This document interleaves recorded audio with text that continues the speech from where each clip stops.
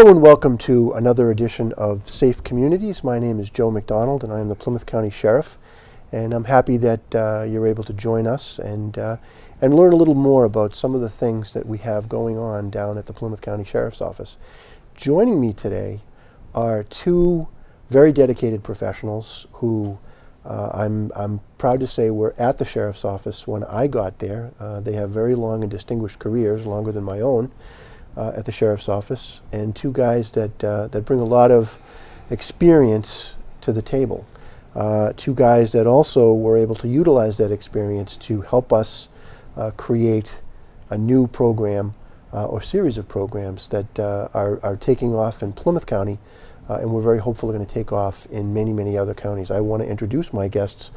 To my far right is our Assistant Deputy Superintendent, Brian Martin. Thank you, Sheriff. Brian, Major Good Martin, afternoon. welcome. And we welcome you. And in the middle here, this handsome gentleman to my right, is our Veteran Services Coordinator, George Gorgizian. What we want to talk about today is a new a veterans program that's out there. And the genesis of this program, as with so many other things, started in casual conversation between Major Martin and myself. Major Martin is, how many years on the department have you got, Brian? 21. 21-year veteran, you know, so we would talk about many things related to the operations day to day of the correctional facility, corrections in general, and public safety in general. And over the course of the many conversations that we had, I was able to learn that Brian is actually a veteran of the United States Navy, and we thank you for your military service and your continuing public service at the Sheriff's Office. And George is also a Navy man, and I heard of George by reputation before I even came to the Sheriff's Office. So we're very blessed to have these guys. But in the course of conversations that I had with Assistant Deputy Superintendent Martin, he speculated one day, and I didn't know the answer and deferred to him on this. You know, how many veterans did we have within the four walls? And I don't mean simply those veterans that we have employed with us, because there are a large number of those, but how many veterans actually find themselves on the wrong side of the law and end up incarcerated? And, you know, I didn't know the answer to that question, and that's something that Brian was able to pick up the ball and run with, right, Brian? Yes, sir. Talk a little bit about what you did. Well, when we originally started, having these discussions, the numbers were higher than they are now. I mean, that's due to, the Veterans Department of Justice outreach that's being performed in the courts. But we were averaging 50 to 60 veterans per month between trial and sentenced. Wow. And they've gone down slightly to 40 to 45 on a monthly scale. You know, when we first started to talk about these things, when the Major brought the question to the fore, and we actually did a little bit of checking, and we were able to find that not surprisingly, many individuals who were United States military veterans did not self-report. They didn't tell us who they were. And the detrimental effect that had was when these folks were leaving, one of the most important things that we do as corrections professionals is to make a plan to get people into rehabilitative services and housing and things when they get out, what we call re-entry.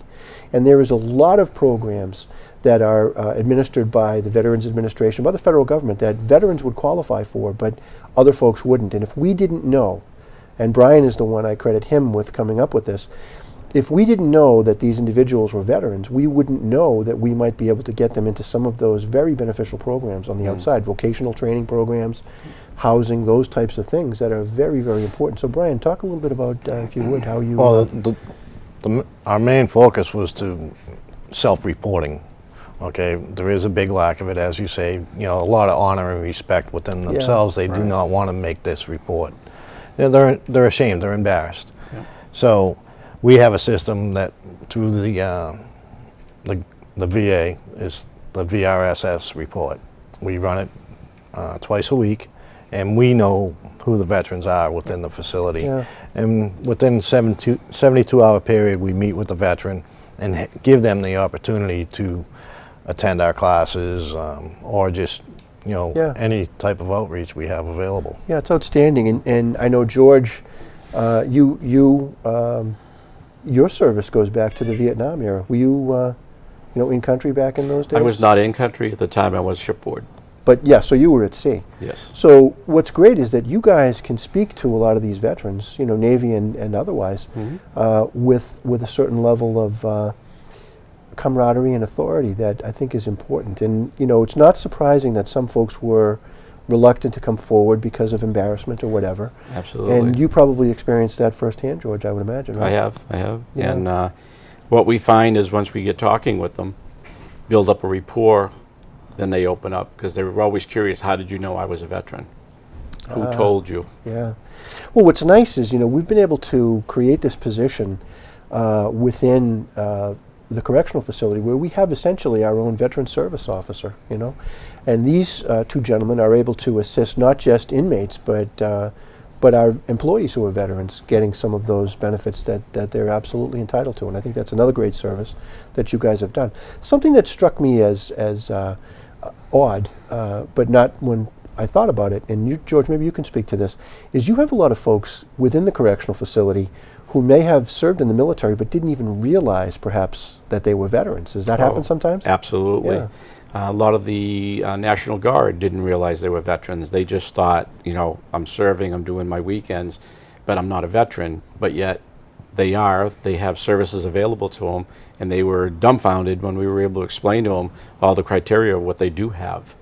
So it made a big enlightenment on our staff, because they were able to now get some services. That's great. Some people actually think they do not qualify as a veteran because they didn't go overseas or step into a war zone or a combat zone. Yeah. So they don't realize they're veterans. Yeah. Yeah. And I also want to note, Brian, I know I didn't mention it, but your service in veterans agencies, tell the ladies and gentlemen, you're a past state commander, please tell us about that.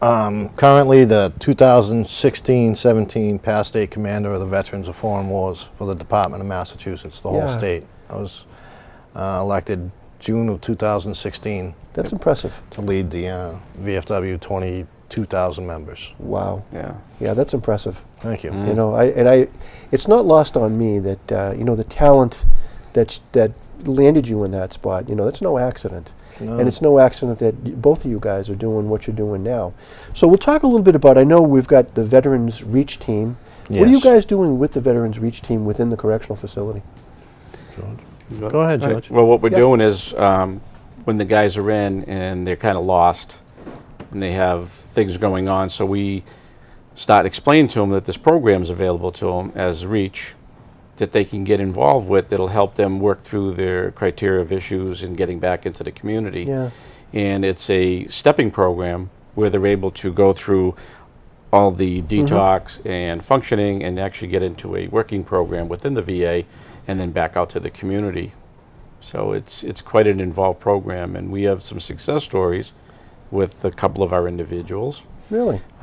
We had one individual that came within our facility that he was totally broken, lost his job. He was a career man, drinking, anger. He lost his marriage. He almost lost his kids over it. Wow. Came into the system totally embarrassed. We sat down with him, explained to him that there's ways of being able to come back into society to recoup yourself. And he went through all the programming, and we got him into the REACH program. We went out and visited him. He's doing absolutely excellent. He's receiving all the help, and he's reconnected with his kids and his family right now. And he's a very happy man that he came through us and came back into the system, that we're able to show him that he can go back and be in the community again. That's a great story, because I know that many folks, when they end up in a correctional facility, that really may seem like rock bottom, and to many folks like the end of the world. Right. And I think what's most important is that you guys have brought hope to some individuals who are very deserving, our veterans, of that helping hand. And actually, as a manager looking at this too, it helps non-veterans, because those individuals that are now qualifying for some of those great federal programs through the VA and the federal government are freeing up spots for other non-veterans who can Yes. get into the other programs that that Yes. will help them as well. So it's really been a win-win-win situation all the way around, and Absolutely. it's really been a godsend. I guess is the best word that I can say, and it's been a wonderful thing. So partnerships we have listed here. Some of those outside agencies that that you guys have been able to bring in and bring to bear to help us assist our veterans in their reentry process. Oh, Can you talk absolutely. about some of that? The Vet Center, okay, that's another VA-funded program. They come into our weekly morning sessions and help out with the counseling and paperwork for the veterans. Be it No processing paper. processing the paperwork to Yes, for and when they we get all out. know that, especially federal forms, Yes. anyone who has recently filled out their tax forms, and I know they're talking about making it easier, but it doesn't seem like any of those forms make any sense, when you sit down and try to attack them. I suppose if you do it slowly, but when you see that pile of paper that sometimes is involved. Even when you read this paperwork slowly, I think Yeah. it makes it worse for you. Well, a lot of the guys are frightened with it. Yeah. Right, so we It's- actually sit down with them and actually help them fill it out.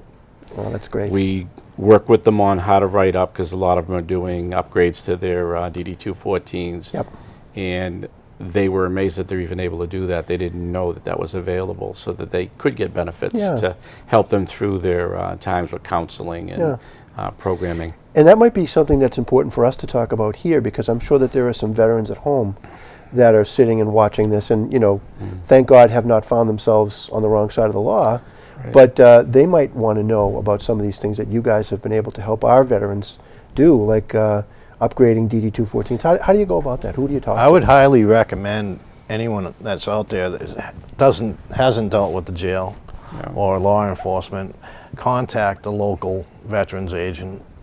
I mean, we're in constant contact with our local veterans agent for Chapter 115 for the incarcerated and all that. Yeah. But the Veterans of Foreign Wars, of course, I favor them.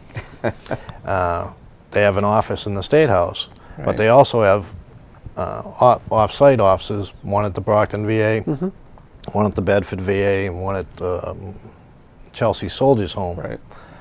and one at the Holyoke Soldiers Home. So they're spread out through the state for anyone, and you do not have to be a member of the Veterans of Foreign Wars. You just have to be, served in the military. just be a veteran and they will and assist. they'll help And you. then we also, like I said, the Vet Center. We also deal with the Veterans Services of the Commonwealth, Francisco Urena. Yeah. The Veterans Legal Clinic at Legal Services at Harvard Law School. Yeah. I mean, these are all agencies that are willing to help veterans. Yeah. Actually, that's their purpose, right? Right. To help. And they're outstanding. I mean, when they found out what we had going on in Plymouth, they came to us. They Yeah, really, no, and that's great. That's a credit to you guys. For I tell people all the time how blessed I am as the sheriff to have such gifted people that are working there, and like a panning for gold. You guys were there for so many years, probably thinking these things, and I'm just glad that I've been able to find you and get these programs up and running that you've envisioned for so long. well, we want to thank you for giving us the opportunity Absolutely. of putting Oh, this together, thank you you. and the administration. Yeah. Thank you, I mean, if it Brian. wasn't for your assistance, we'd Right. still be sitting in the print shop. Well, I appreciate You know. the shout out, but it's you make another point which I think is great, is that the things that we've been able to do, and I know you mentioned Secretary Urena, our Secretary of Veterans Affairs. He's actually been down to visit the jail and the House of Correction. He's been down. He's spoken with our veterans. He's met with folks. He's shown us and he's shown me that he really cares about the veterans and what he can Yes. do, and I think that message is loud and clear. So we appreciate him coming down, and I appreciate you guys being able to have that dialogue with him. But we talked also, and you touched on, Brian, the fact that people are watching what's happening here in Plymouth and moving that to other places. Can you Yes. guys talk a little bit about how you've interfaced, not just with those outside agencies, but with other correctional facilities here in the Commonwealth? George has been in contact with Bristol County. Bristol County. You can speak on that. Yeah, please, George. Well, I went down and visited him. I started out when I first retired from the military. I worked there for a few years, and they're program director. I got in contact with him, went down, sat in on their vet classes, and was speaking to them about maybe bringing the program to them, and they were very excited. They did get together with us. They met us at one of the other facilities, and they're looking forward to making that connection with us and bringing all this to their veterans in-house also. And we also were helping them with the VRSS program. They didn't have it connected completely, and we've pulled that together for them so they can. And when you say that, you know, I know the parlance is easy for us, but a lot of the folks who are watching this aren't going to necessarily know what the What it is, it's a veterans report, and what happens is on a weekly basis, what we do is we put the whole jail, everybody that's in it gets put into the system for the VA. Yeah. They crunch their numbers, and what comes back to us is a veterans report, and it tells us who's a veteran in the building, and we do this twice weekly. So it gives us our numbers, it gives us the ability to hit and get to the guys within 72 hours, whether they're trial or sentence. And it's a great report because it helps us identify the guys who do not speak up due to embarrassment or trying to stay out of the limelight or whatever. Right. And Well, those, like Brian had mentioned, that don't even know right. that they and are veterans. those are the guys that are like, how did you know? Yeah. I'm not really a vet. I only did this. I only did. No, Yeah. you're a veteran. And they were amazed because some of them had no clue. Well, they see guys like you who you guys actually went to see, Brian. You were Yes, I was on an on an aircraft carrier, yeah. yes. You don't get much much bigger than that, a floating city. No. Yeah. They And stuck George- me on little tin cans in the beginning of my career. Tin I was cans, on destroyers? Yeah. Destroyers. Yeah. And from there I went to patrol boats for my last 12 years, Ah. which is the inshore boat units, basically the river rats. The PIBRs, yeah, the Yep, PBRs. PBRs. Yeah. Wow. But you know, we also mentioned, and I should have slowed us down a little bit because we understand this, but like a DD-214. What is a DD-214? That's your discharge papers. Yeah. Yeah. And essentially, what does that piece of paper show? That'll show everywhere you've been in the military, your foreign services, your schooling. It shows, Yeah, your awards, right, commendations. it shows your military record. It's a record of Yeah. your military. Yeah, and From that start to can finish. be a very crucial piece of paper. We had mentioned it earlier, and that's why I Right. wanted to bring it back up, because there are going to be veterans in our audience who may have a less than perfect Right. DD-214. You had mentioned that there were options out there for people to try and upgrade or at least remedy some of the deficiencies that might be present on that form. I may have the form number. Yeah. Well, he's looking up the form number, the whole relevance of the upgrade, not necessarily upgrading your discharge, but your ability to upgrade to get veteran services, which were denied because of your discharge. Okay. So if you've been discharged for more than a few years, it's usually a veteran's service upgrade, and not so much the code that's on your DD-214. And this is a big step that Dr. Selkin, the head of the VA, has come forward with, that he wants to make sure that our men get treated, because a lot of these discharges come down to what happened to you prior when you were an exemplary person in the military, and then all of a sudden something happened where you're discharged on a, say, a other than honorable or a general, and now they want to go back and say, well, you need counseling or you need treatment. What happened? Yeah. And they work with the individual to bring them back. So I do not have the. You don't don't have have the the form? Well, that's all form- right, but the form you know, number. if people wanted to avail themselves of that, they could go to Yeah. any of these agencies. Who would they go Yes. to if they wanted to do I that? would say your local veterans agent. Okay. in And when your you town. when you say that, every town in the Commonwealth has one, or Some towns share a veterans agent, Right. but Okay. under Chapter 115, each town should have their own. Okay. It's population over 12,500, I believe, Okay. is entitled to, Okay. or and the chapter you're referring to is the Massachusetts General Laws. Yes, sir. Yeah. yes. All right. So if they have any question, they can probably go to their town hall. Would be a good way to go and Right. and make inquiry there as to who the individual. And now, do they have office hours in the town halls themselves? every town is different. Right. Yeah. Every veterans agent is different. Okay. You know, you could just call your town hall and ask, or you go to your local veterans organization, your DAV, Yeah. your American Legion, VFW, Jewish American War Veterans. They should all have a contact for Right. you Yeah. to be able to take care of this. What's nice about your veterans officers, if you Yeah. having trouble with forms and you're having trouble reading and what they mean, they'll help you fill them out and send the paperwork out with you. They'll sit down with you and do all your paperwork. So, There's other organizations. Yep. We were fortunate enough to come into a contract or a memorandum of understanding with Volunteers of America. right. And that's been a... Yeah, please talk about that a little bit, because I know We were the approached... Volunteers of America. do great Volunteers work of with us. America, we were Absolutely. approached by them last summer that they had applied for a grant to put a program into the facility. And this is right after George and I just started getting the program running. And what it did was offered us an employee through Volunteers of America to work with us. Yep.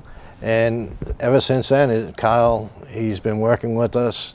He's, great asset for the team. I mean, Yeah, Yeah. he reaches out. He works with the Career Center here in Plymouth. They have a veteran specialist. He's in close contact for employment for the veterans. They have housing for the veterans.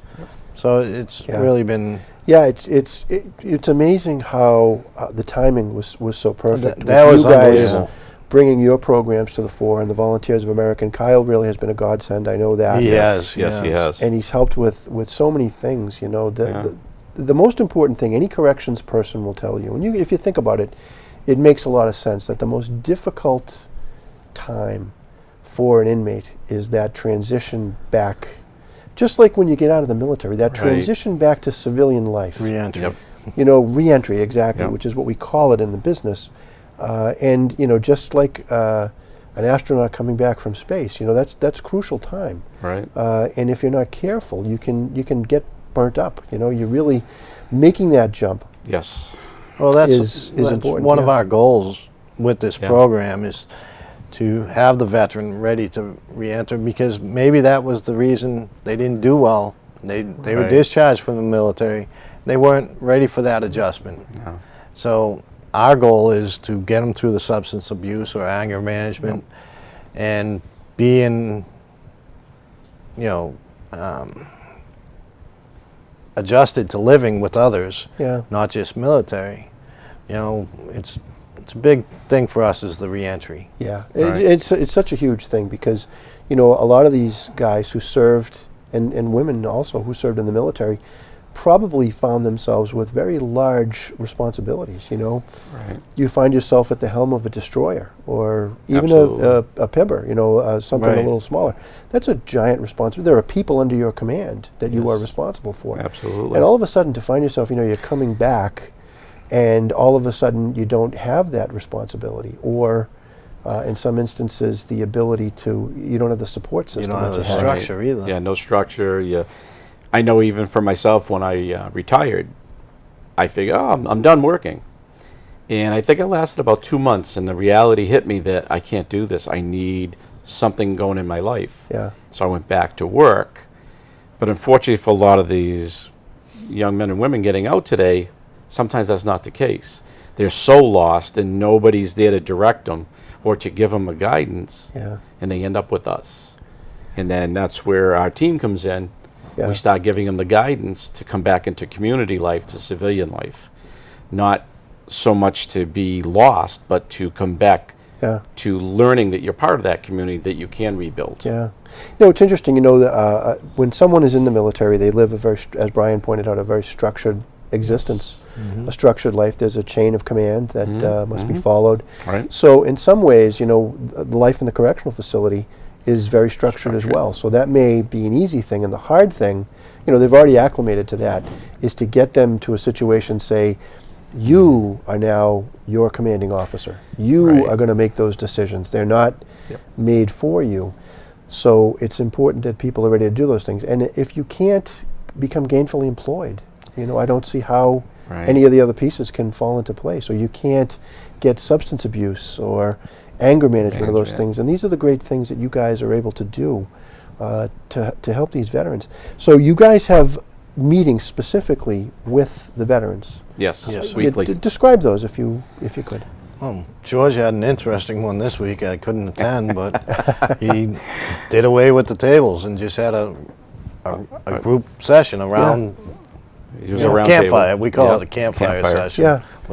Minus the campfire. Interesting. right. So you took, normally you would sit at a table. Normally Yes. we're in the classroom. Okay. And events going on in the system, we lost the classroom. So I got put in a small room, and I said, okay, this will work. We all sat in a circle. Yeah.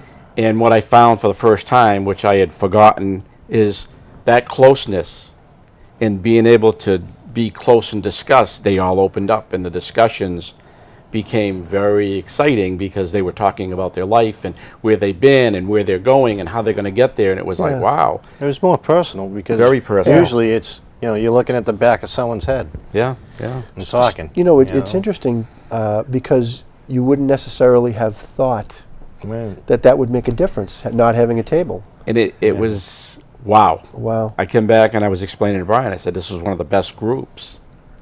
And I'm going to do away with the tables. Wow. So you've actually modified the program. Yeah. Now we're going to modify Yes. it starting this week. Yes. That's excellent. Yeah. Now, they're also emulating the program that you guys are doing in other correctional facilities, is that right? That's correct. Yeah. That's good. Yes. Bristol County, and I know We've, Middlesex County has expressed some interest in, Middlesex, they have a program Yep. going on right now. yeah, It's a little different than ours, yeah. but But that's important to know that, you guys are working with the other sheriff's offices right. to make sure that those individuals, those veterans that are serving sentences or pretrial are getting great service as well and maximizing their possibilities of success on the outside. Right, So we're looking forward to reaching out to the other counties and having a quarterly meeting with just the veteran services Yeah. to see Yeah. if we can, kick around new ideas throughout and the and that's important. And sometimes the best ideas that we get come to us by accident, by right. George not Right. having the table. You find that one shared experience Mm-hmm. that cuts across class, race, all those other Yep. lines. Absolutely. All these guys that you get to sit with are veterans. So Right. I want to express my personal gratitude to you guys for the great work Thank you. that you've thank you. done, and just tell you on a personal level how proud I am of everything you guys have been able to do. And I'm sure that the people in our community are when they hear this, are going to be proud of what you've done as well. So good work, Thank you. gentlemen, and, Well, thank you and very keep much. it up. And we thank you for Again, allowing us thank to you do what for- we thank do. you, guys. Exactly. Thank you. On Absolutely. behalf of all the veterans, thank you. Yeah. Excellent. Thank you.